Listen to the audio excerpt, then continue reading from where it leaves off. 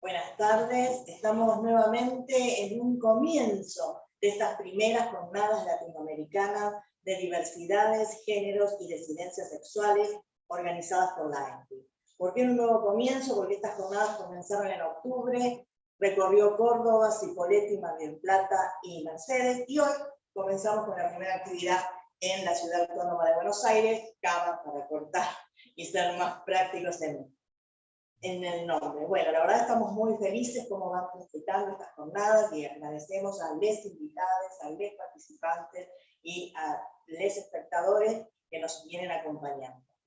En esta oportunidad va a haber una conferencia que va a estar a cargo de Claudia Quiroga sobre dramaturgia con perspectiva de género. Voy a contarles algo de Claudia, después ella seguramente va a agregar algo más. Claudia Quiroga nació en Ramón Mejía, en Buenos Aires, Argentina, en 1966. Es actriz, dramaturga, docente, directora, investigadora, activista y fotógrafa. Un montón de cosas. Felicitaciones.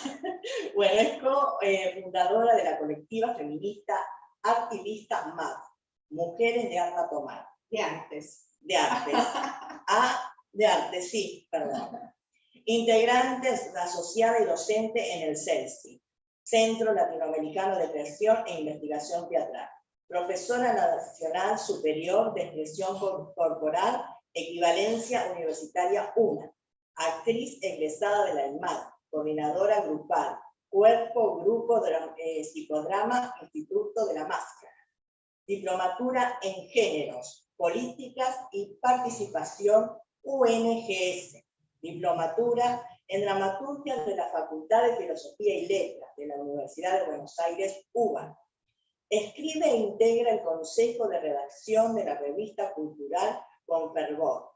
En la última década ha escrito, dirigido y coordinado talleres con distintos proyectos escénicos, destacándose coproducciones con Francia, Chile, México, Londres y Estados Unidos. Autora del libro Rosas del Desierto, Teatro Urgente, Dramaturgias y Género, de Fundamental Ediciones. Facilita talleres y conversatorios sobre perspectivas de género en las artes escénicas, a nivel nacional e internacional.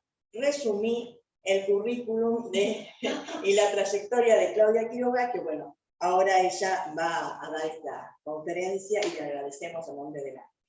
Bueno, gracias a vos, Claudia, gracias a las personas que están presentes aquí, del otro lado de la pantalla, gracias a Ingrid por esta invitación. Más que currículum, a mí me gusta decir que soy una curiosa, y más que curiosa me gusta acuñar algo en estos últimos tiempos que es mediadora cultural, ¿no? De alguna manera el activismo, la docencia, la producción de espectáculos, me permiten mediar entre mundos, ¿sí? Y esta curiosidad nos llevó hace unos años, cuando todavía no era agenda los temas de perspectiva de género, empezar a abordar temáticas dentro de los espectáculos que en ese momento estábamos abordando a nivel grupal, con el grupo Las Chicas de Blanco, del conurbano bonaerense, y luego de manera individual, dirigiendo, escribiendo producciones que en ese momento no entendía que ya estaban abarcando una temática con perspectiva de género. Y sin embargo, el empezar a recorrer ciertos formatos académicos permiten empezar a nombrar. Es tan importante nombrar lo que hacemos como nombrar también las identidades y nombrar aquellas narrativas que son ausentes. Por esto, esta necesidad de hablar de dramaturgias con perspectiva de género. ¿Y para qué poner el foco entonces en las dramaturgias con perspectiva de género? ¿No se trataría entonces de algo a per se? No.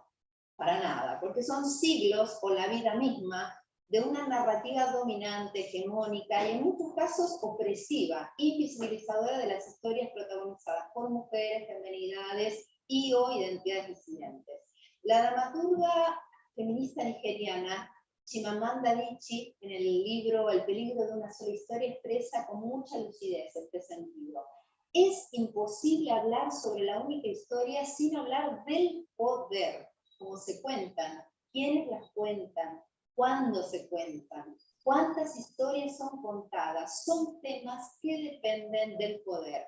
Este acontecimiento teatral, o sea, las dramaturgias con perspectiva de género, son una invitación a volver a la palabra poder, pero como lo necesitamos, el verbo, lo hemos sustantivizado muchas veces, algo que hay que llegar, y en muchas ocasiones se consigue ese poder simplemente para volver a oprimir a otras identidades. Es decir, verbos y tramas que reclaman presencia en estos tiempos, acompañados de la agenda de las calles, de la agenda también de un país que apuesta por expandir. Bienvenido, siguen entrando, bienvenido.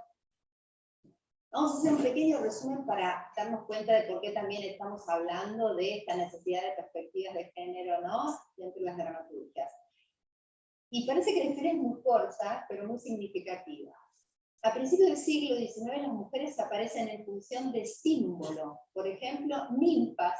Sí, adelante, acá estamos, adelante. Ninfas que simbolizan las ciudades de Buenos Aires y Montevideo, o alegorías, ¿sí? Simplemente personajes alegóricos como la virtud o la patria, eran los personajes femeninos en la dramaturgia o en la narrativa de comienzos del siglo XIX. En cambio, no aparecen en escena personajes femeninos con roles heroicos, a pesar de la existencia en el campo histórico-social de mujeres que resistieron con valentía las invasiones de los ingleses o participaron en las luchas independentistas. Hace poquito vi Juana Vive con nuestra querida Luisa Julió. Realmente una dramaturgia a la talla de ella, ¿no? Para poder jugar en escena una historia que reivindica a nuestra Juana, a Zurduy, con toda la historicidad de ella, pero además con el humor y el desenfreno que tenía en el lenguaje. Entonces, bueno, pero estas dramaturgias, como Juana u otras mujeres que han sido representadas en estos últimos tiempos, ya vamos a hablar de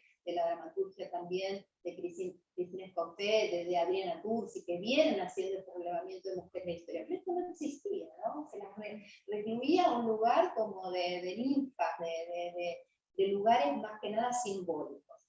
En los estudios de Beatriz Seibel comprueban que recién a mitad del siglo XX aparece un registro de las obras escritas por mujeres, entre ellas Rosa Guerra, Adela Zuccarelli, Juana Manso, Matilde Cuyás, Eduarda Mansilla. Recién en 2002, justamente la nombré hace un ratito, Adriana Tursi propone Dramaturgias 1, la primera recopilación, ¿no?, en estos últimos tiempos, una de las primeras ediciones que reúne el trabajo de varias: Carmen Arrieta, Cecilia Torpato, Luisa Calcumil, Cristina Escofet, Susana Gutiérrez Pose, Luciela Aragioni, Sonia de Monte, Alicia Muñoz, Diana Rafnovic, Mónica Reabelli, Susana Torres Molina y la propia Patricia Zangaro.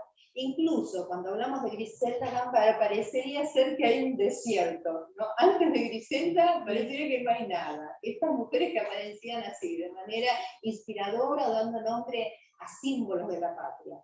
El año pasado, a referencia a la conmemoración de los 40 años de Teatro Abierto, me tocó justamente para la Facultad de Filosofía y Letras entrevistar a varias personalidades que fueron protagonistas del Teatro Abierto, y uno de ellos mi maestro Pelinelli. Y decía que en el momento de llamar a las personas para que escribieran las obras para el Teatro Abierto, costó mucho encontrar a mujeres que estuvieran activas, que estuvieran comprometidas también políticamente, porque necesitaba a alguien que saliera a escribir rápidamente con lo que estaba aconteciendo y además que pusiera el pellejo.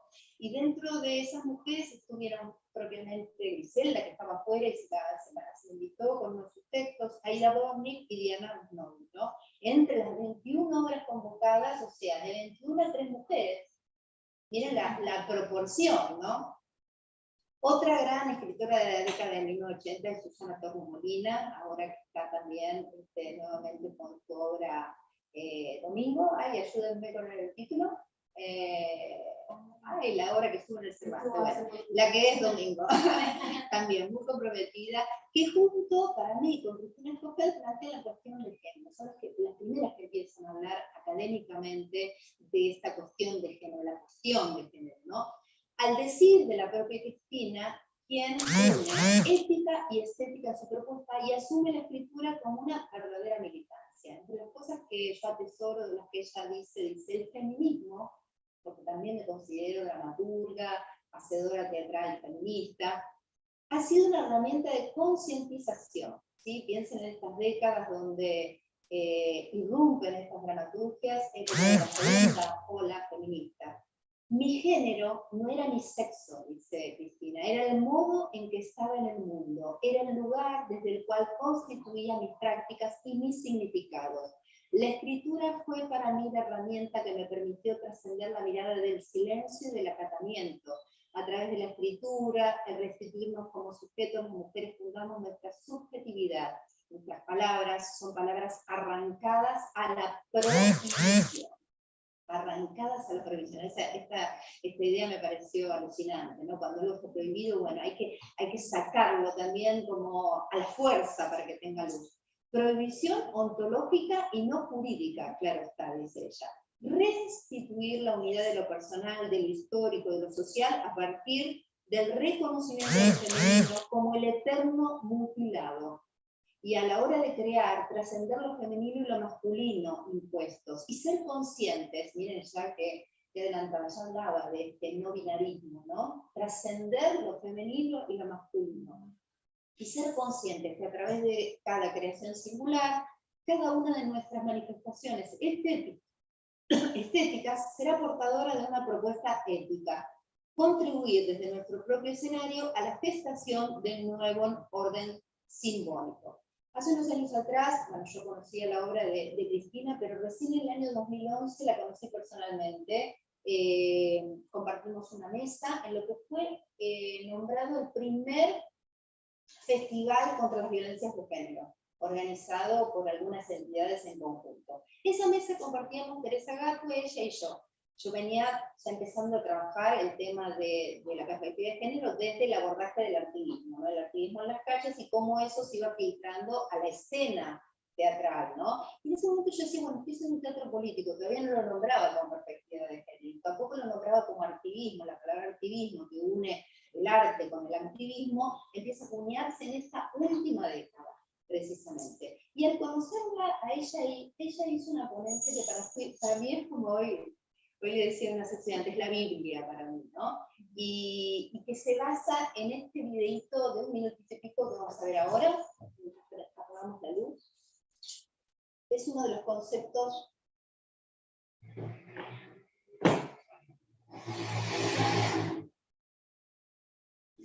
más importantes que aborda el libro.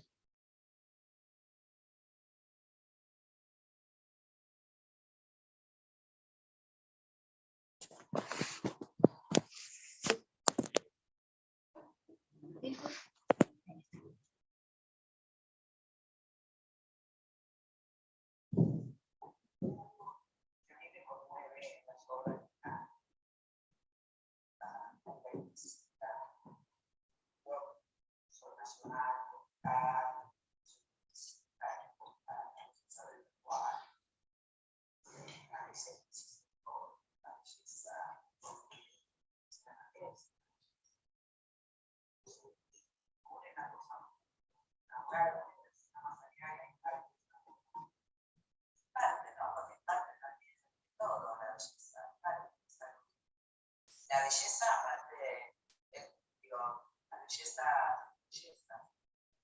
Claro, porque si nosotros hay algo, lo producimos sangre en el escenario, lo único que estás haciendo es una reproducción natural de un accidente que a lo mejor en la calle te conmueve, pero el mismo accidente, tal cual accidente, no lo resignificas teatralmente en un escenario, es un espectáculo.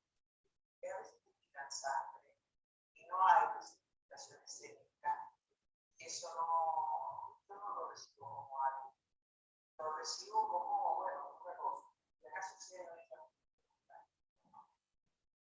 Bien, ¿por qué tomo este fragmento? Toda la charla la pueden encontrar en YouTube, dentro, o si no dentro del Instituto Nacional de Teatro también, en la charla que mantuvo con Elena Vega, la protagonista de tu obra Encarnaciones Purgas. La pueden ver, es muy interesante toda. Yo hice este recorte de la charla porque ese concepto de no volver en la escena el horror, la belleza del lenguaje habla de eso, poetizar la violencia. En este último tiempo, junto con la agenda de género, se llenó de espectáculos que hablan contra los violencia. Sin embargo, en el año 2012 empezamos a hacer un rastreo de estos espectáculos con un grupo de investigación que lideraba nuestra querida Lola Proaño Gómez. Ahí fuimos Claudio García, Carolina Tejeda, Leticia Torres, Sandra Posadino. Íbamos por los teatros donde nos invitaban a ver lo que se decía que era con perspectiva de género, contra las violencias. Y sin embargo, nos encontramos con muchísimas propuestas escénicas que abordaban la violencia con tal o más violencia de lo que decían denunciar, ¿verdad? Y eso nos llamó poderosamente la atención. Espectáculos galardonados, espectáculos que venían con muchos auspicios de organizaciones que teóricamente tenían que ver con la género también, ¿no? De género. Y nos llamó la atención, ¿no? Como si hubiese una necesidad en la historicidad de lo que va ganando la perspectiva de género, de primero contar el horror con el horror. Y sin embargo, en ese momento ella ya hablaba de esto, de embellecer esto, de no reproducir. Y otro concepto que se suma a lo que ella dice, que para mí es muy importante, no volver a victimizarnos en la escena, no volver a martirizar nuestros cuerpos. Nosotros lo hemos visto mucho en las calles, en pos de hablar sobre fechas tan contundentes como el 24 de marzo, como el 25 de noviembre, el Día Internacional por la Eliminación de las Violencias hacia las Mujeres. Encontramos un montón de manifestaciones artísticas en la calle donde los cuerpos están siendo muy martirizados.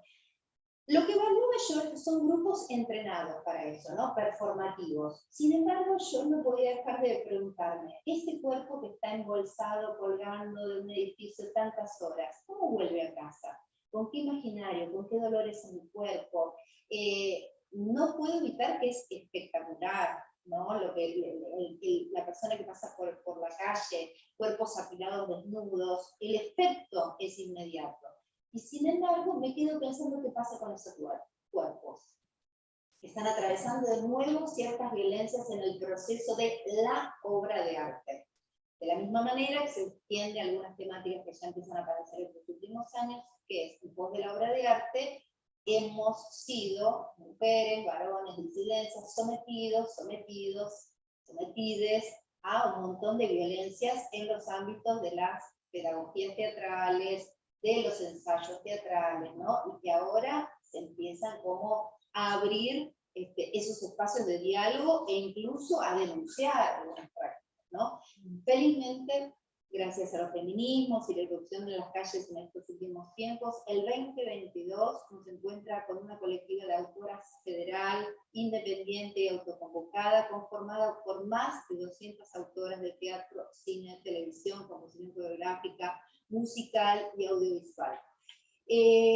Revisando nuevos estudios, porque no son tantos ni abundan los estudios de perspectiva de género en las artes escénicas, hay uno que me interesa, que es el de Susana Tarantulias, de la Universidad Nacional de Cuyo, a lo mejor lo saben decir mejor que yo, Tarantulias, ¿no? Eso, del CONICET, que es la representación del género mujer en el teatro argentino contemporáneo. Y plantea algunas premisas de expresión que podrían nombrar esta mirada del mundo del que habla Cristina, ¿no? A mí me gusta hablar que esa mirada del mundo son esos anteojos violetas que alguna compañera alguna vez nos regaló. A mí, en mi caso, fue Silvia Palumbo, una activista, música, que empodera a otras mujeres a través del toque de los tambores, es directora de distintas bandas de mujeres lesbianas en todo el mundo, y que fue la que a través de ese eco del tambor me permitió poder reconocer una voz que necesitaba expandir, y esa experiencia con los tambores la llevé a lo que es hoy mi trabajo en la creación escénica. Y Susana se hace algunas preguntas para hacer este diagnóstico de lo que pasó con la representación del género de la mujer. Yo lo voy a hacer también un poquito más, la representación del género de la mujer y de las disidencias, porque hoy no podemos dejar de hablar, cuando hablamos de mujer, de femenidades, identidades feminizadas, o de disidencias, como se autoperciben, ¿verdad? Y hoy también estaríamos hablando también de masculinidades críticas, aquellas identidades masculinas que empiezan también a correrse de ciertos lugares de mandato y de exigencias, de producir de una determinada manera. De eso también vamos a empezar a hablar, de que a partir de esta dramaturgia con perspectiva de género empieza a presentarse una posibilidad nueva de producir también en escena, de dirigir, de ver cómo se horizontaliza la producción también, y no es una persona iluminada, que en general es un varón, el director, que tiene adelante todo el proyecto, sino que empieza a horizontalizarse otros aspectos de la creación artística. Y ella dice, pregunta, ¿no? ¿Qué dicen y hacen en el escenario esas mujeres ficcionales? ¿Y qué relación tienen con las mujeres reales y su historia, sus modos de vida, su posición en la sociedad? Segundo, ¿qué vínculo existe entre el lugar que ocupa la mujer en el teatro de una época dada y la situación de la mujer en la sociedad de este momento?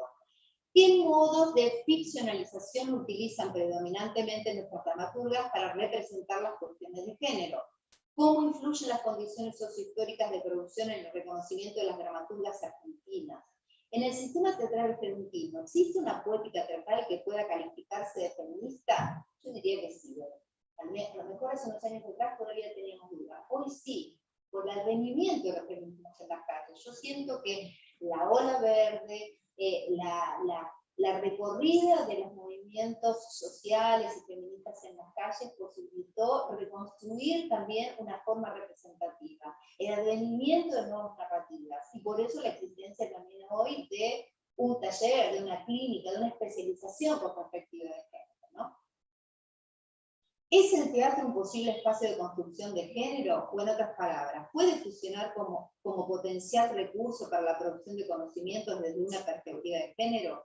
Las dramaturgas argentinas proponen en su teatro imaginarios y narrativas femeninas y de géneros o reproducen aquello ya establecido. Incluso la estructura patriarcal, también aristotélica de alguna manera. Empiezan a aparecer más manifestaciones con teatralidades y no sujetas a un modelo hegemónico o canónico de escribir esas dramaturgias. Los personajes femeninos encarnan referentes extratextuales correspondientes al contexto sociohistórico de producción, y ella sigue diciendo algunas cosas que me parece importante, que las vamos a ver un poquito también aquí detalladas en un pequeño power. Mientras que abrimos. Vayan pensando del otro lado también quienes están del otro lado de la pantalla, sí, a ver si lo podemos ver, si van teniendo algunas preguntas que seguramente se adelanten a lo que estamos viendo. Aquí un poquito recordar lo que les había dicho antes, ¿no? La perspectiva de género implica ponerse esos anteojos violetas, un modo de encarar el hecho artístico, pero también unos anteojos violetas que nos permiten darnos una visión de género, pero al mismo tiempo un modo de vida. Yo siento que hoy no puedo separar mucho la creación de mi vida, o de lo que intento es encontrar un punto de coherencia entre lo que voy viviendo, entre lo que voy pudiendo y no pudiendo en la vida, y transferirlo también a mi quehacer. Hoy tengo un libro donde empiezo a teorizar algunas cosas y digo, de manera provisoria, y espero que en pocos años yo pueda revertir y pueda reescribir algunas cosas que son premisas con las que voy encontrándome hasta ahora a partir del hacer comunitario, porque siento que mi escritura hoy va y viene entre los grupos que también me piden, a ver, queremos abordar esta temática. Hay muy pocas personas que se fueron especializando en poder ver que hay herramientas específicas para abordar la dramaturgia de la perspectiva de género, incluso hay narrativas específicas que empiezan a como emerger. Entonces decía que estos anteojos violetas surgen de vertientes académicas de los feminismos, sobre todo de las primeras definiciones de perspectiva de género. Una de ellas, que es también muy valorada, es la definición que hace Marcela Lagarde, la antropóloga mexicana, que, como es una definición un poco anterior, es bastante binaria, nos quedó un poco como añejada, pero al mismo tiempo tiene una simbología muy grande porque es una de las primeras definiciones, junto con la definición de femicidios y feminicidios. Piensen que la palabra femicidio hace muy poco tiempo que es tomada, y en nuestro código penal. Hace poco tiempo no figuraba la palabra femicidio, y esto era terrible, porque ante la muerte de una mujer en manos de su pareja o de una persona allegada, de un varón o de alguna otra identidad, pero sobre todo de personas muy allegadas, porque eso es lo que se comprueba. Los femicidios en general están en manos de un novio, de un marido, de alguien, de un tío, de un abuelo, de un propio padre. Entonces la palabra femicidio, como decía antes, es importante porque empieza a nombrar algo. Y esta palabra surge de los genocidios genocidios de las mujeres de la de Juárez, ¿sí? Y ella es una de las que empieza a investigar esto y pone nombre. Y eso les decía, marca un antes y un después en nuestra coyuntura legal, porque se aceleran protocolos de búsqueda de estas mujeres. Cuando desaparece una mujer en la Argentina, se pone en funcionamiento un protocolo de búsqueda mucho más rápido que el día antes, porque se presume que puede ser víctima de femicidio, ¿verdad? Entonces es muy importante que estas palabras empiecen a nombrar aquello que de alguna manera antes o era omitido o estaba nombrado de manera incorrecta, ¿no? Crimen pasional, se decía, y de alguna manera era un atenuante de la pena si se sabía quién había sido la persona que había asesinado a esa mujer. Y la perspectiva de género no sirve para cuestionar los estereotipos y elaborar nuevos contenidos que permitan incidir en el imaginario colectivo en la sociedad al servicio de la igualdad y la equidad, ¿verdad?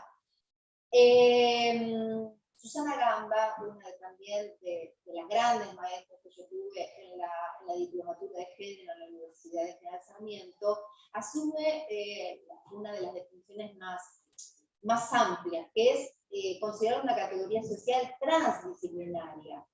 Y es una de las contribuciones teóricas más significativas del feminismo contemporáneo. Esta categoría analítica surgió para explicar las desigualdades entre hombres y mujeres, poniéndole énfasis en la noción de multiplicidad de identidades. Según Marta Lamas, dice ella, aun cuando ya en 1949 aparece como explicación en el segundo sexo de Simone de Beauvoir, el término género solo comienza a circular en las ciencias sociales en el discurso feminista con un significado propio y con una acepción específica, distinta de la caracterización tradicional del vocablo que hacía referencia a tipo de especie. A partir de los años 70, y no obstante, solo a fines de los 80 y comienzos de los 90, el concepto adquiere consistencia y comienza a tener impacto en América Latina. Entonces, las intelectuales feministas logran instalar en la academia y en las políticas públicas la denominada perspectiva de género. Por eso, retomando un poquito atrás, yo decía que Cristina Escoffer y Susana Torres Molina, de alguna manera, son las que hacen carnadura de este concepto, ¿no? Porque ya está mediatizado en lo que es el pensamiento político, el pensamiento de cambio, de transformación de estas medidas. Ahí se sigue viendo, ¿no? Le ponemos un poquito más de foco. Ahí se ve un poquito mejor, ¿no? Ahí. Sí, bien. Un concepto que para mí es muy importante que lo recordemos todo el tiempo para abordar la dramaturgia con perspectiva de género es la interseccionalidad.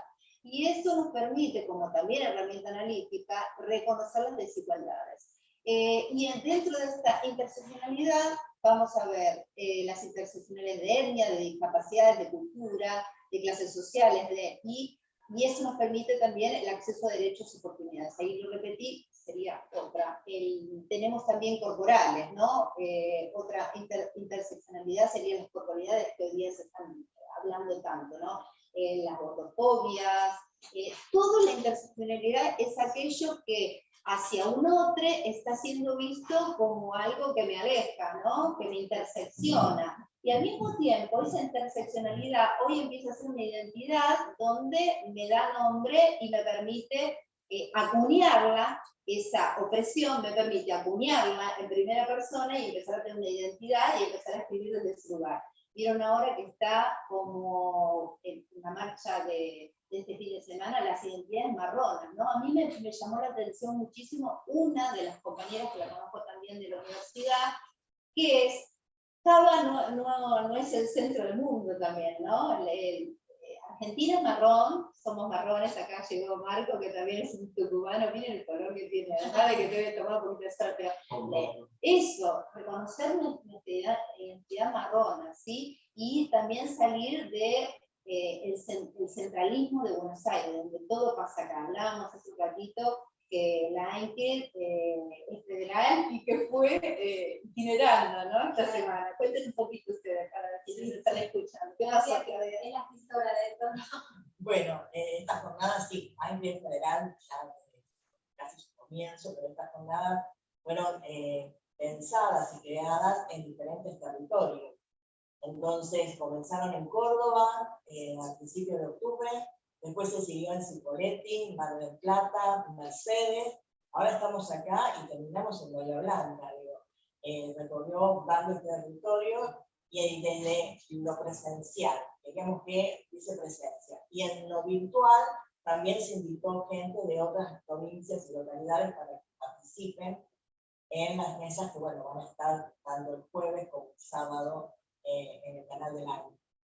Buscamos realmente, pues, obviamente hicimos un recorte, no se puede cubrir todo el país, pero la intención de la ENGRI en su trabajo en general es así, y estas jornadas fueron de diferentes territorios con diferentes formatos y temarios. También hay una conferencia sobre identidad marrón, que va a ser virtual la charla. Bueno, fue muy diversa, usamos la diversidad en todos nosotros. Exacto, exacto. Y bueno, y también a mí me interesa mucho hablar de discapacidades y de accesibilidad también, para pensar las interseccionalidades. El año pasado también, a través del Teatro Nacional de Cervantes, tuvimos la posibilidad de empezar a hacer el primer seminario para pensar las eternidades desde la accesibilidad, ¿no? Y para las dramaturgias tuvimos una herramienta súper importante, que fue pensar los intertextos para las personas no videntes. O sea, textos que de alguna manera describen lo que se está viendo en escena. Y que eso no estaba visto para quienes escribíamos, ¿no? Y que es una nueva manera de también pensar. Entonces, a partir de estas nuevas modalidades e intersecciones, empezamos a pensar otras dramaturgias, cómo ser escuchadas nuestras dramaturgias. El otro día, a raíz de ver los avances de lo que está haciendo la clínica de dramaturgia con perspectiva de género, Elías Ormani decía, qué hermoso es escuchar el teatro, ¿no? Ella es una defensora. ¿Por qué decías esto? Sí, porque claro, en la palabra, ¿no? El texto leído en la voz de los actores, y entonces cobra una corporalidad muy especial, que bueno, que es distinta, digamos, a la verdadera corporalidad en la puesta en escena, ¿no? En una puesta en escena, pero que tiene una belleza, porque combina la belleza de la palabra con la voz, y me parece, siempre me gustó mucho. A todo, bueno, piensen que en mi caso soy formada en letras, entonces todo lo que es dramaturgia me atrae muchísimo, ¿no? Entonces, bueno, se nos van abriendo a partir de poder reconocer las etnias. Empiezan a aparecer otros formatos de lenguaje también, otras cruces de sentidos con esas lenguas. Acá hay una compañera también cordobesa, que también escribe teatro y escribe también cine, y aparecen también, bueno, Luisa Calcumir, ¿no? Con su teatro ahí permanentemente, donde está la cultura del lenguaje. Entonces, cuando hablamos también del lenguaje inclusivo, que es algo que abordamos desde la clínica, cuando hablamos del lenguaje inclusivo, no solamente hablamos del lenguaje no sexista, hablamos de esto también. ¿Cuántas lenguas hay en nuestro lado? La Argentina es tan amplia, y cómo quedan a veces invisibilizadas esos lenguajes. Parecería ser que lo único que hay es el porteñismo, como en general nos ceñimos a esa cosa de lo que se está haciendo los porteños, a ver qué están haciendo. Por eso es tan importante volver a un teatro que revise su geografía, que revise sus lenguas, que revise sus hábitats de comportamiento, de circulación, ¿sí? Esto lo hemos hablado también con Malco en algún momento, de cuando fuimos jurados en una de las instancias de provinciales, y empezar a observar en qué se caracteriza el teatro situado, ¿no? No es con mirada circular, sino lo que nos rodea, y sobre todo, yo le doy como mucho significado a la espacialidad de donde vivimos. Vieron que la pandemia nos puso a todos como a convivir en un espacio virtual que no conocíamos mucho, y al mismo tiempo parecería ser que nos federalizó lo virtual, con mayor o menor conectividad. Pero al mismo tiempo veíamos que nos federalizaba. Pero al mismo tiempo empezamos como a generar esto, ¿no? Los fondos de pantalla con biblioteca. Vimos que quedaba lindo, ¿no? Y sin embargo, a mí me encantaba ver los interiores de las casas, qué había en el fondo de tu casa, si había un charango, si había, ¿no? Laburo mucho con esto, y además que empecé a leer de nuevo La Poética del Espacio de Bachelard, y yo decía, no me pongan foto de pantalla, quiero ver cómo es el interior de tu casa sin mostrar nada que quieras mostrar, pero quiero ver qué hay en tu casa, porque como eran talleres de Latinoamérica, con estudiantes de Latinoamérica o de la Argentina, a ver qué nos empieza a contar esto. Y yo soy muy de la observación, y si estás trabajando en la escritura, paraba tú, decía, agarra ese charango, hacelo sonar, ¿lo sabés tocar? Canta algo. Y en general aparece una canción que le cantaba la abuela, ¿no? Y sin embargo, para quedar bien y para que lo virtual quedara todo parejito y acorde a lo que se debe, le poníamos el fondo de pantalla de muchos libros, ¿vieron? ¿No? O el deformador que no ves nada atrás. Nos prolijaba. Y bueno, y en esto coincido con las palabras de esta investigadora de también Susana, que la perspectiva de género implica transgredir, ¿verdad? Transgredir el discurso patriarcal, que tiene que ver con esa constitución de estereotipos que ha habido durante siglos en nuestras narrativas, y que están relacionados justamente con esas diferencias genéricas y la representación sobre todo de la mujer, las disidencias, a través del erotismo, el feminismo, la subjetividad. Y cuando hablo de transgredir ese discurso patriarcal, no estoy diciendo solamente el discurso patriarcal de ciertas masculinidades. El discurso patriarcal está sostenido por un montón, lamentablemente, de mujeres que te discuten y hasta, ¿por qué necesitamos? ¿No? Lo hemos visto también en algunos de los cursos nuestros, ¿por qué necesitamos reflexionar sobre esto? ¿Por qué es necesario que sepamos narrativas? ¿Por qué narrativas ocultas? Sí, hay narrativas ocultas, porque en general esas narrativas son canónicas y hegemónicas, porque la mayoría fueron escritas por varones con un concepto muy patriarcal donde la mujer estaba siendo oprimida o las identidades feminizadas. Empezamos esta charla hoy diciendo que a principios del siglo ni siquiera estaban los personajes femeninos, que hacían alusión a otros valores, pero ni siquiera estaban en carne propia personificados esas mujeres que habían estado también junto a los patriotas defendiendo a la Argentina, ¿no? De las invasiones. Y bueno, y esta manera de transgredir también nos permite contarnos con una ideología estético y política y nos permite justamente arribar a una poética teatral. Y en esta poética teatral para mí hay una impronta muy fuerte que es la impronta feminista y que puede catalogarse en la apropiación de la acción dramática. El personaje que se instaura como sujeto de hacer es una mujer y cuenta una mujer o una identidad feminizada, una identidad trans. Hace poquito estuvimos en la clínica, también lo hicimos abierto a la comunidad, una charla con Cristiano Cruz, un artista jujeño. Yo siempre lo invito porque él siempre nos dice que sí, y además es hermoso ver y acompañarlo en su hacer, ¿verdad? Él gana la Bienal en el 2019, la Bienal de Arte Joven, y lo que dice él en una nota que le hice es que usando el Estado para denunciar al Estado. Él a través de su espectáculo performático, autobiográfico, denuncia al hospital de Tucumán por el abandono de su hermana y que finalmente su hermana muere. ¿Y por qué dice que denuncia al hospital? Porque muere, porque primero ella llega con un embarazo avanzado y la tratan de colla, no la atienden porque es polla, no la atienden porque es pobre y no la atienden porque no tiene marido, ¿sí? Entonces llega a parir a su hijito y a los pocos días muere por la desidia, justamente. En el mismo momento que Tiziano gana la Bienal, el padre gana el juicio contra el Estado, contra el hospital, ¿no? En los mismos días. Hoy Tiziano está recorriendo el mundo con su espectáculo, acaba de renunciar a su puesto en el Centro Cultural Recoleta,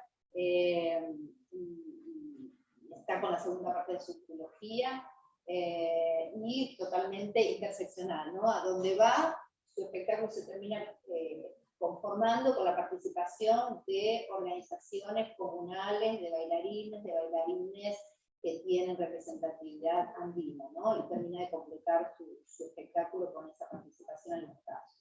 Otra de las características también podría ser el desarrollo de un lenguaje femenino y o disidente propio, la asunción de la escritura como un acto de autoconstrucción a través del cual se produce el despojamiento de la mirada aprendida para llegar a la mirada de la autoconciencia. Para mí esto es muy importante. Toda escritura feminista necesita de un momento de transformación personal para que realmente haya un cambio social, ¿no? Siento que a veces nos empantanamos con algunos procesos de escritura y sin embargo en ese empantanamiento hay una necesidad de quedarse ahí, de hundirse, tocar fondo y porque algo nos está diciendo. La escritura feminista es como un llamado a dar una voz de alguien que a lo mejor tiene que ver con nuestra propia historia. Trabajamos muchas veces con el reconocimiento de nuestras ancestras, sobre todo de abuelas, de tías, y son un llamado de esas ancestras o a veces de algunas situaciones que están pasando muy cerca de nosotras. Hace un ratito hablaba de uno de mis estudiantes que también hemos compartido ponencias hace poquito, que es Mariano Greco, que está haciendo un trabajo de investigación de las compañeras trans en La Plata, que todo el tiempo están siendo asediadas y corridas de las zonas rojas, ¿no? Y cómo poetizar ese gran como deuda con esta colectividad tan grande en La Plata y en tantos lugares, ¿no? Entonces, bueno, la investigación sistemática de Mariano, la puesta en visibilidad de esa colectiva a través también de una dramaturgia que todo el tiempo está acompañándolas también, ¿no? No es voy a una ponencia sobre esto y digo está pasando esto, sino es que acompañamos con nuestros actos de escritura, con nuestras puestas escénicas, toda una realidad que necesita este acompañamiento. Y el objetivo de esta dramaturgia con perspectiva de género, una poética feminista, es la defensa de las identidades femeninas, feminizadas y disidentes, la construcción de una subjetividad autónoma, la denuncia de las estructuras opresoras de la mujer, o sea, por poetizar la escena, por no volver a victimizarnos o martirizar los cuerpos en escena, no dejamos de decir esto está mal, esto hay que cambiarlo, ¿no? Pero al mismo tiempo, como decía Cristina en este videito, con poesía, apostando a la poesía, a la belleza. Ella buscaba la palabra a la belleza, ¿no? Que siga siendo bello, horrorosamente bello. La deconstrucción de los estereotipos conformadores de una mujer dependiente, el desenmascaramiento de la falsedad de los roles impuestos históricamente al género femenino. ¿Quieres prender un ratito más de luz? Sí. Entonces, bueno, acá me empiezo a preguntar yo, ¿para qué igual? ¿Para qué? ¿Para qué una dramaturgia con perspectiva de género?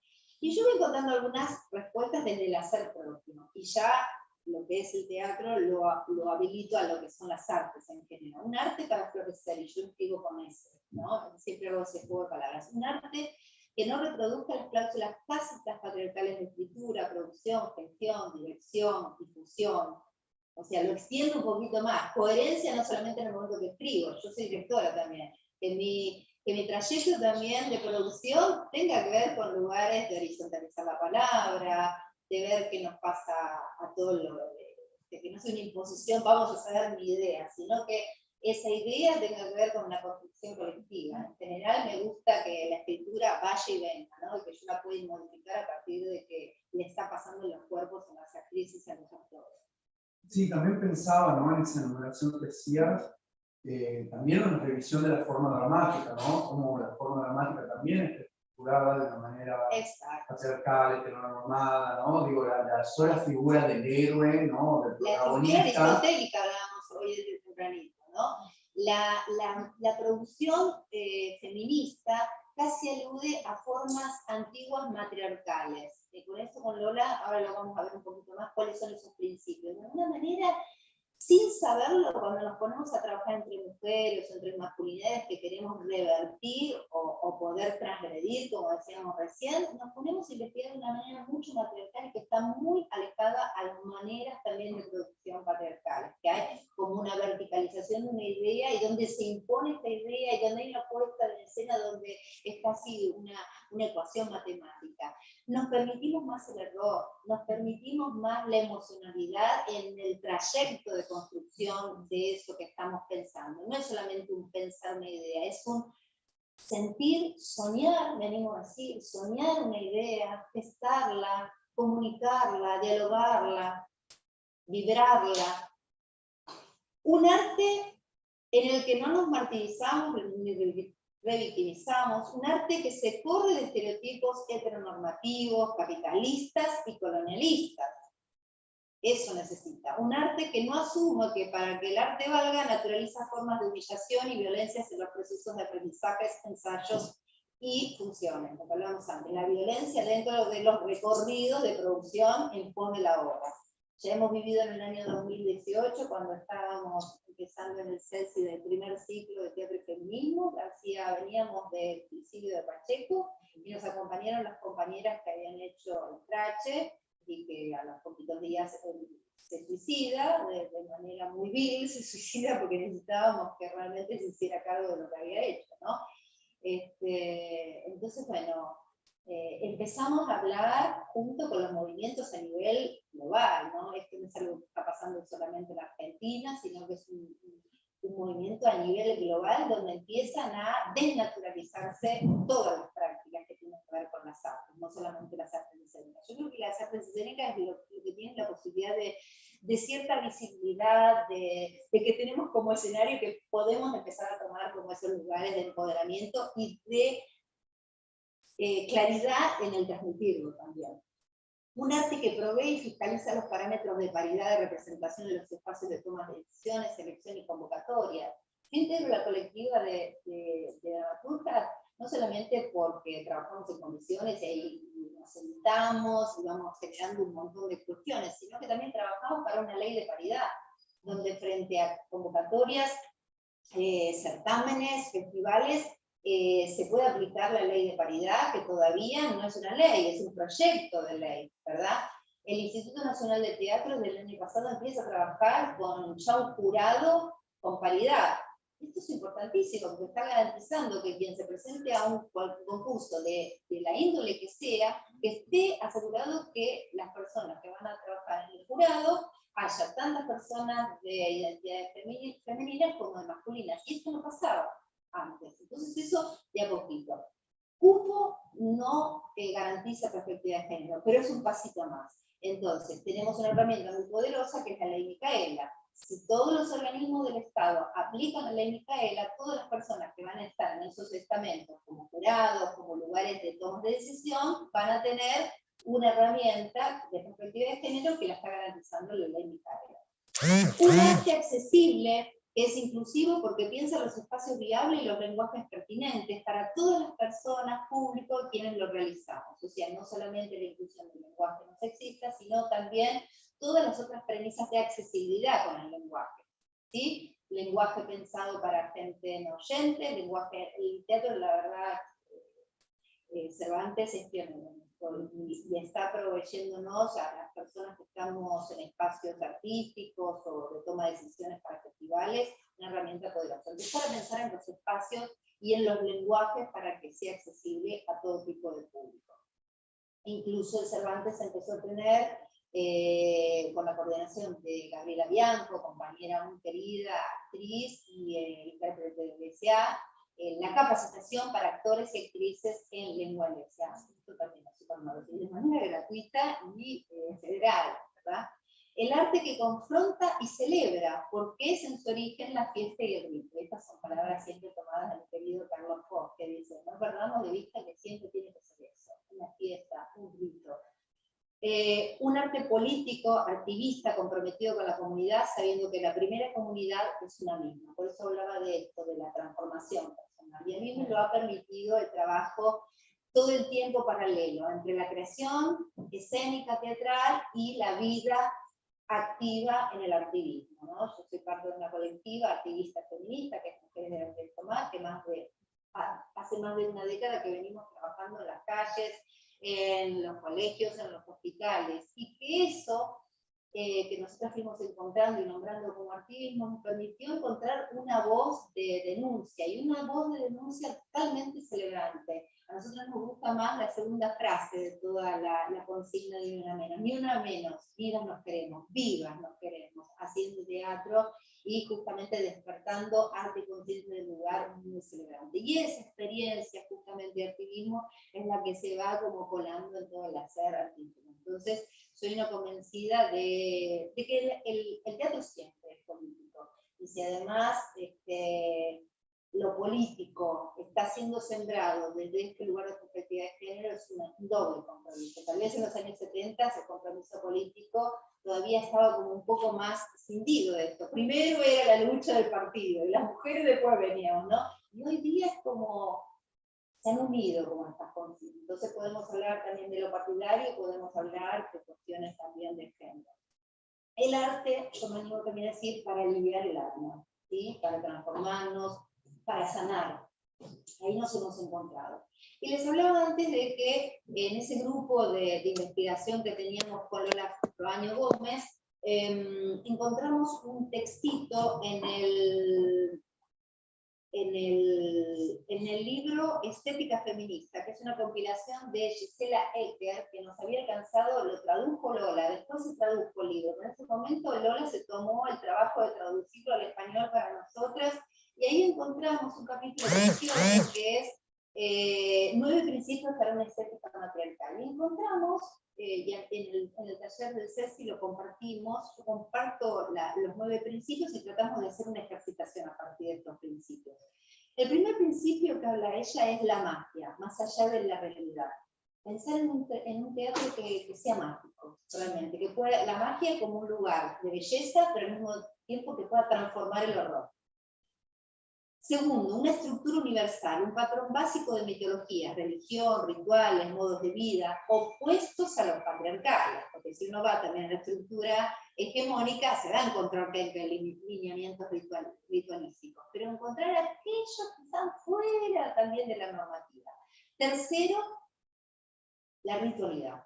Nosotros le damos como mucho lugar y espacio a la ritualidad, que trasciende la textualidad. Es un proceso donde se participa colectivamente para crear una expresión externa, se trabaja simultáneamente en la autoría y en la actuación, va y viene ese proceso, ¿no? Escribimos, dirigimos, actuamos, muchas de nosotras justamente producimos nuestras propias estéticas, ¿no? Para no someternos a una mirada que no queremos sufrir.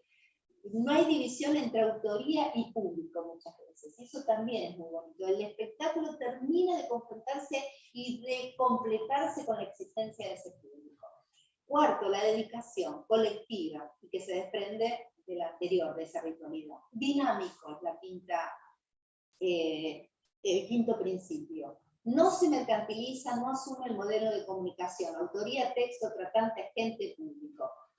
Sexto, experiencia, no tiene géneros, incluye música, danza, poesía, movimiento, decoración, símbolo, comedia, tragedia. Somos capaces de meter todo en el mismo espectáculo. Séptimo, fuerza erótica. Esto me parece alucinante. La fuerza erótica, subversiva, no hay trabajo, no hay esfuerzo, no hay disciplina, no hay renuncia, pero al mismo tiempo hay una erótica que mueve todo eso. Octavo, transformación social. Se integra a la actividad social. No hay diferencia entre la vida que se vive para generar esa obra de arte y lo que se está viviendo en la obra. Noveno, no es arte, dice, entendiéndose arte como lo ficticio, capacidad de dar forma a la vida y cambiarla, llevar a escena la vida misma que te está pasando para transformar esa vida. Cuando nosotros vemos en las clases esto, vemos que con un ejercicio, si podemos llevar a la práctica todos estos principios, nos dimos cuenta que en la sociedad de hoy es muy difícil poner en práctica todos estos principios que son como de alguna manera un estudio de lo que eran las antiguas creaciones matriarcales en las comunidades aborígenes, ¿no? Nos es difícil, pero al mismo tiempo, si pudiéramos abrazarnos a 2, 3 de estos principios, ya es transformador, ¿verdad? Ya es transformador. Y eso vale las alegrías, como me gusta decir a mí. Y en la clínica de dramaturgia con perspectiva de género, que el próximo jueves 10 vamos a estar viendo los avances de esa clínica, donde están llegando algunas estudiantes. Esta clínica fue organizada por el Instituto Cultural del CPTI de la provincia de Buenos Aires este año y dio impulso a esta clínica que coordino, precisamente para profundizar, reflexionar y producir una escena desde problemáticas vigentes, muchas alineadas a la expansión de derechos e identidades visibilizadas en estos últimos tiempos y amparadas en un proyecto de país, esto es muy importante, y leyes pioneras en Latinoamérica. Cuando hacemos el recuento de las leyes que tenemos en Argentina, en otros países de Latinoamérica no las tienen. Nos miran como diciendo, ¿cómo se hace eso? Decimos que México todavía no tiene su ley del aborto, ¿verdad? Estos esbozos se vienen viendo en las fiestas regionales y provinciales del teatro. Por eso nos pareció propicio acercar herramientas que complementan estas visiones y las pusimos de manera de taller teórico-práctico. La convocatoria fue abierta a toda la provincia de Buenos Aires, seleccionaron 15 proyectos, de los cuales 12 son individuales y 3 grupales. El proyecto podría ser presentado como texto avanzado o simplemente una idea, junto a los antecedentes de cada postulante y una carta de intención que nos permitió tener un perfil de estímulo y necesidad territorial. ¿Por qué esto? No era anótese cualquiera. Es un taller con recursos del Estado, que demandaba 4 meses de puntualidad, de estar ahí los jueves 3 horas de clase y además en la semana lecturas de todos los materiales bibliográficos, lintográficos, lecturas de obras de teatro y los ejercicios que había que desarrollar. Entonces nos importaba muchísimo con el Instituto Cultural y con el CPTI tener los perfiles de los proyectos. Podía ser un esbozo, una idea o un texto avanzado, pero la carta de intención fue lo que nos convenció de quién estaba comprometido con este cambio, porque queremos que sea un cambio, una verdadera transformación y no una moda, la perspectiva de género. Entonces, esas cartas de intención fueron las que delinearon los perfiles de quienes tenían que integrar esta clínica. ¿Sí? Y la verdad es que hasta ahora nadie de los 15 proyectos, solamente los que son grupales, algunos compañeros no pueden asistir y sus compañeras, digamos, le transmiten, se graban los encuentros. La puntualidad de todas las personas y la producción también. Para poder conocer cada región, realizamos varias actividades personales ligadas al registro de nuestras prácticas y otras más geográficas, para comprender las particularidades de cada ciudad. El mar, la sierra, el campo, la laguna, los conurbanos, como posibles escenarios de la gran variedad que nuestra provincia presenta en relación a las problemáticas y personajes emergentes. Ya estamos en el último mes de los 4 programados y algunos participantes, a partir de la experiencia de ejercicios culturales, han iniciado una nueva escritura a la presentada en su postulación, impulsados por la variedad de estrategias y temáticas abordadas: perspectiva de género, interseccionalidad, diversidad, cuerpos emancipados, accesibilidad, lenguaje inclusivo no sexista, paridad, identidades disidentes, violencias y escena, masculinidades críticas, dramaturgia corporal. Felizmente estamos muy cerca de la luz las 15 escénicas, muy enraizadas en la idea de teatro situado, es decir, un teatro con perspectiva sociogeográfica y vinculado a posicionamientos ideológicos, políticos y culturales. Las identidades trans vinculadas a la explotación sexual, las mujeres y la historia, las mujeres y el trabajo, distintas representaciones de la feminización de la pobreza. Acá apareció mucho, la mujer y el trabajo apareció en un montón de personajes, y ahí empezamos a profundizar con bibliografía. ¿De qué estamos hablando cuando hablamos de esto? Todas las historias encontramos que el tema central es la feminización de la pobreza. Mujer y deseo, los ecofeminismos, la ruptura de mandato, los biodramas centrados en la puesta en valor de identidades contestatarias y reveladas, son algunos de los ejes temáticos abordados. Y bueno, como para dar espacio a que intercambiemos un poquito, quiero leer unas palabras de una de las artistas norteamericanas que para mí me inspiran al hacer, que es Anne Bogart, y ella dice que todo acto genera resistencia hacia ese acto. Sentarse a escribir casi siempre requiere una lucha personal contra la resistencia a escribir. La entropía y la inercia son la norma. Enfrentarse a la resistencia y superarla es un acto heroico que requiere valentía, así como estar conectado con la razón que nos lleva a esa acción. El escritor Italo Calvino, que había sido invitado a dar 6 conferencias dentro del ciclo de conferencias Norton de Harvard, decidió meditar sobre las cualidades que valoraba en el arte. Por desgracia, Calvino murió antes de completar la última conferencia. Sin embargo, las demás fueron recogidas en un librito precioso titulado 6 propuestas para el próximo milenio.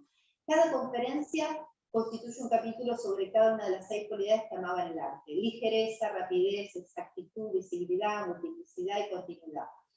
Tu actitud hacia las resistencias determina el éxito de tu trabajo y de tu futuro. Las resistencias deberían ser cultivadas. La manera en que te enfrentas a estos obstáculos que aparecen a la luz de cualquier esfuerzo determina la dirección de tu vida y de tu carrera.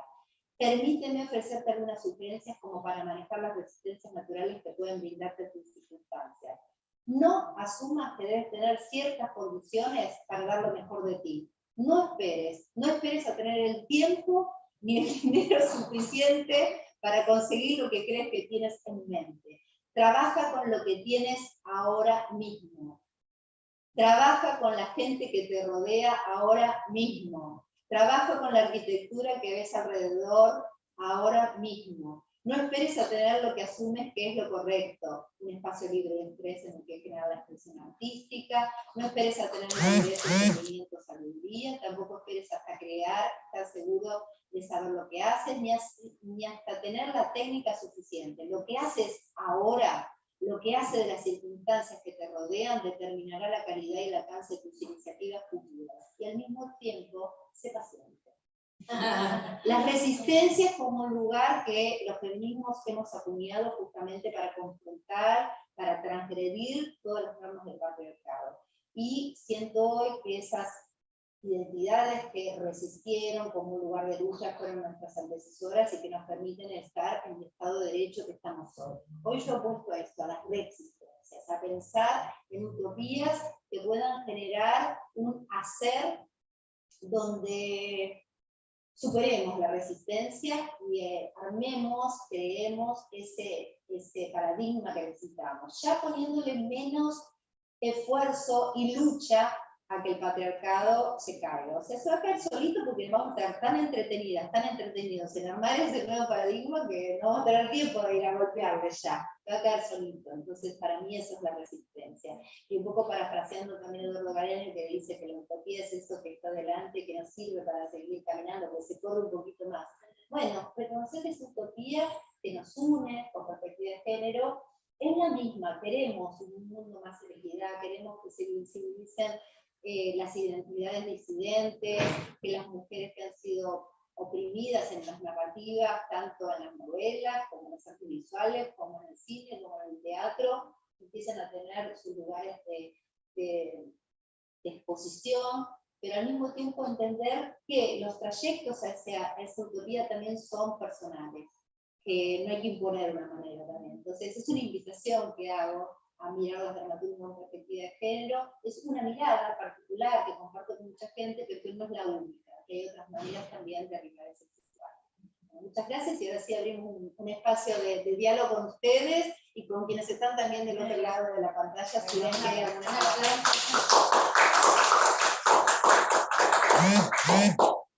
Bueno, si alguna quiere fijar, si hay alguna preguntita en YouTube, y mientras, gracias Marco que te viniste, uno de nuestros jurados de la zona de allá de Tucumán, que te viniste al encuentro de... Vine al Congreso de Gestión Cultural, el Congreso Argentino de Cultura, y bueno, justo ya tenía programado otro viaje, se me superpuso. Qué lindo que estés acá. El hacer, el trabajo. Sí. Bueno, pensaba también en relación a esto que vos señalabas de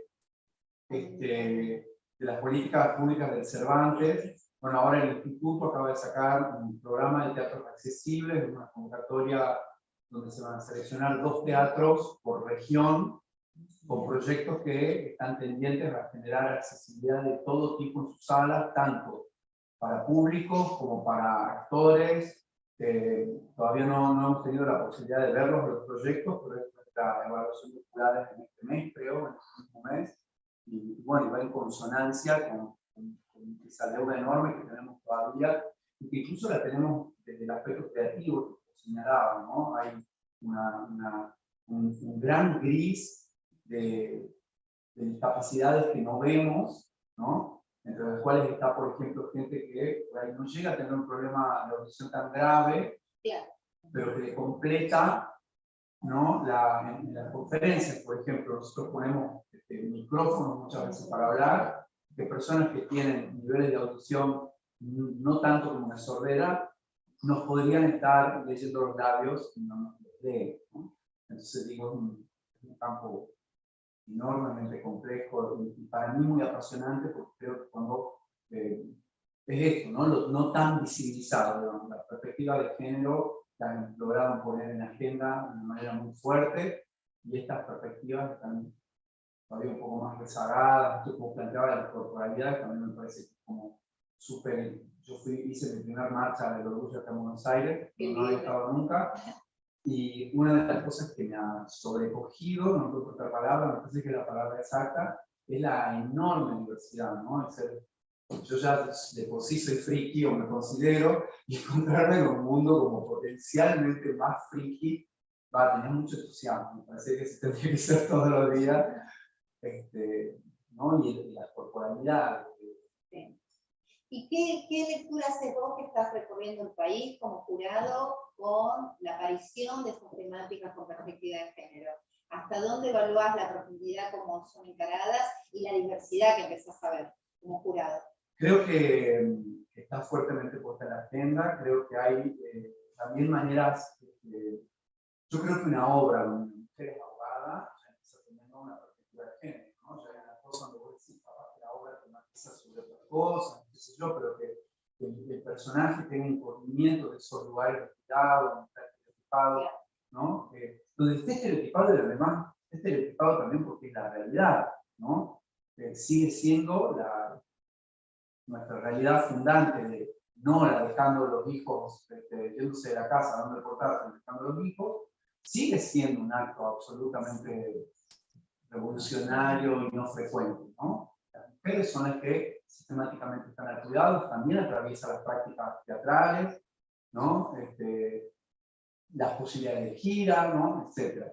Entonces, creo que está muy diversificada la manera en la que está abordada la temática, muy poetizada, creo que eso es bien estimulante también, ¿no? Porque si bien hay un montón de teatro, digamos, como con fuerte componente de denuncia, de activismo, pero también hay mucho componente muy poético, muy, esto que planteaba yo, no muy indirecto, ¿no? No de una manera puesta en un primerísimo primer plano, sino por algunas otras estrategias. En la última fiesta nacional del teatro hemos hecho unas jornadas del Observatorio de Género que tiene el Instituto, donde lo que nos proponíamos reflexionar era justamente esto que estábamos hablando. Si las obras que tenían una perspectiva de género declarada, digamos, ¿no? Habían tenido y llevado a cabo procesos con perspectiva de género, ¿no? Con la perspectiva de género había quedado solamente exacto, el discurso. Y bueno, hubo, por supuesto, claramente de todo, y otra cosa que creo que se ve como muy claramente es la perspectiva de género atravesadas por todas estas otras directrices que hemos estado señalando ahí, ¿no? Las corporalidades, las etnias, las discapacidades, las vejeces, ¿no? En la fiesta nacional ha habido un espectáculo que se llama Fantasmáticas, que las tres actrices tienen más de 80 años. Y además exponen su cuerpo, ¿no? Porque una corporalidad, una diferencia etaria como esta, poner en escena tres mujeres de más de 80 años, o tres mujeres de mi edad, entre los 50 y los 55 años, que estamos atravesando la menopausa, la menopausia, como decía a mí, ya alumbra nuevas temáticas, nuevas cuestiones que antes estaban como, de esto no se habla, ¿verdad? Incluso que las identidades mayores cada vez son más mayores y que necesitan, digamos, antes llegábamos como a la etapa de pensar en la jubilación y parecía que se cerraba con un moño ahí y empezaban a pintar, ¿no? Y ahora hay otras necesidades también políticas, ¿no? Las vejeces empiezan a estar en agenda también políticas, ¿no? Entonces todo se vuelve un teatro activista, me gusta nombrarlo así, ¿no? Donde empezamos a que es un camino a recorrer entre las agendas públicas y el teatro que vigoriza que esas agendas sean ley, ¿no? Sean derechos. Yo pensaba en las nuevas dramaturgas, ¿no? Las que vendrán, que van a tener incorporado, entiendo yo, todo esto, ¿no? Que de lo que tanto ustedes, ese camino que abren, ¿no? Y que seguramente lo harán con más naturalidad, en el sentido de que vienen incorporadas de esas marchas, de esos principios. Pensamos que te especializás en investigar el teatro con las niñeces. La cantidad de temáticas nuevas que han aparecido con las niñeces también. Primero que estamos hablando de teatro para las infancias, ya no hablamos de teatro infantil, no hablamos de... ¿no? Estamos hablando de teatro para las infancias. Y lo que es hoy, y hablamos cuando hablamos ya de infancia, estamos hablando de infancias libres, ¿no? Nuevas identidades, nuevas maneras de vivir las infancias, nuevas maternidades también que acompañan a estas infancias, nuevas paternidades que acompañan a estas infancias, nuevas construcciones de familias. Otra cosa que también me parecía interesante, que vos señalabas, en términos, ¿no? de la perspectiva que tenemos nosotros en términos de legislación y todo lo demás, son las legislaciones que acompañan a la igualdad de la mujer, de las identidades trans, diversidad, etcétera, y las enormes legislaciones que tenemos en términos de apoyo al desarrollo teatral, ¿no? Digo, que también es otra cosa en la cual estamos situados en una situación de privilegio, por lo menos en lo que es América, ni siquiera Latinoamérica. En toda América es infrecuente que existan la cantidad de instituciones que nosotros tenemos que apoyan a la cultura en general, pero al teatro en particular, ¿no? Porque hay muchas provincias que además del instituto tienen leyes provinciales, eso también, ¿no? En una perspectiva de la situación particular de nuestro país, son posibilidades, ¿no? de un punto de partida para la producción, en relación a lo que decía Italo Calvino, no tan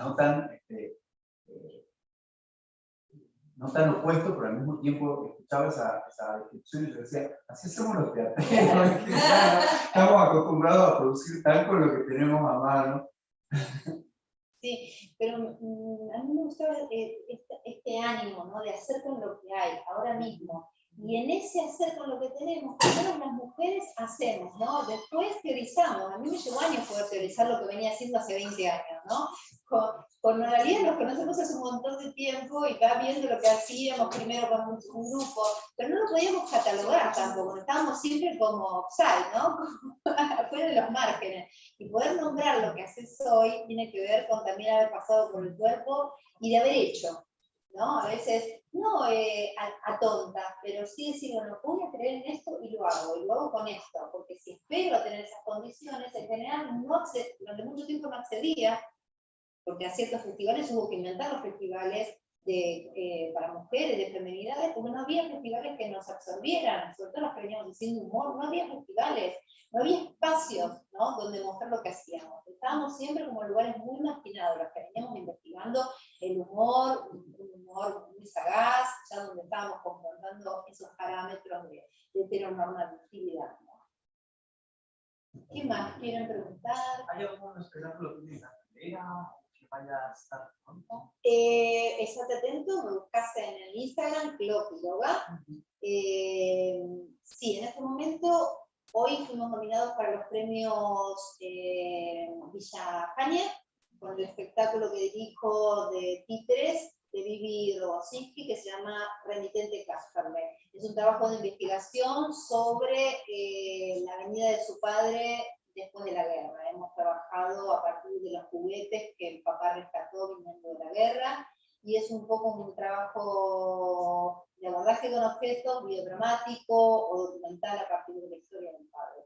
Después venimos haciendo un espectáculo que se llama Instrucciones de Sostén, que para mí es un espectáculo que está en este libro, un texto muy chiquitito, y es de alguna manera un sentir, un juego, a partir de lo que nos pasó en la pandemia con la colectiva Mujeres de Arte Somar, que encontramos que todo lo que estábamos haciendo para afuera, que era un arte colectivo, tuvimos que concentrarnos en sostenernos entre nosotras, y encontramos la palabra sostenernos, ese hoy es el principio, ¿no? Personas que habían perdido el trabajo, personas que se habían quedado sin la casa, personas que se habían separado, personas que estaban depresivas y que tuvimos que contarnos entre nosotros. Entonces es una excusa lúdica, un pequeño texto que sirvió para sostener una mujer en el medio del campo sosteniendo un barrilete, y son instrucciones de cómo sostener los fuegos.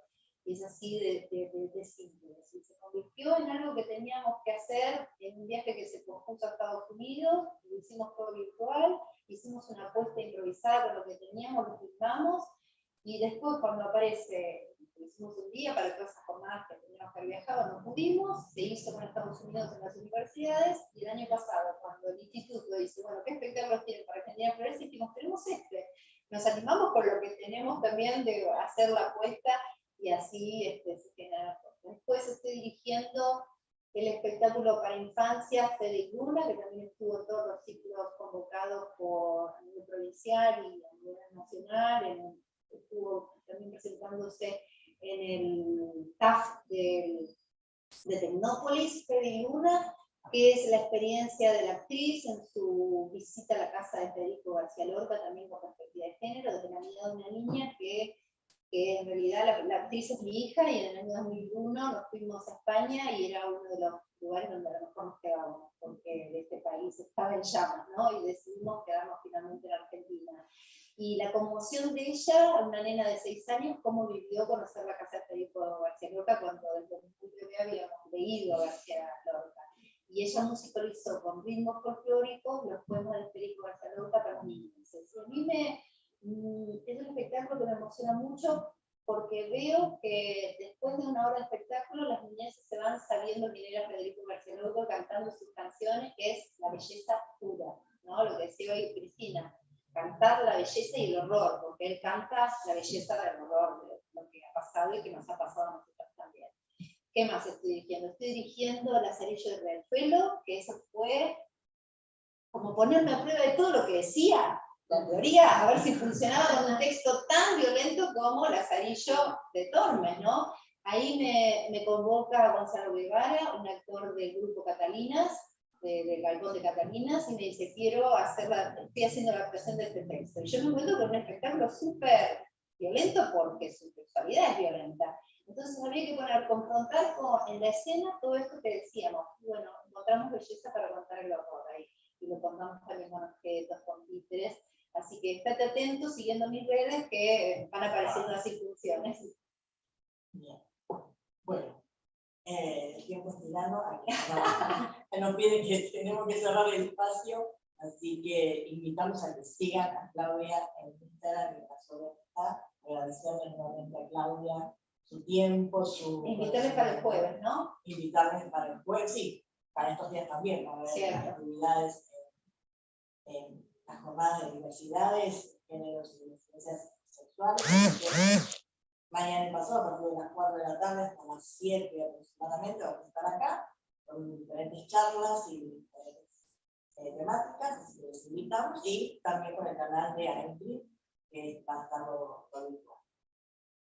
Bueno, muchísimas gracias, un aplauso fuerte.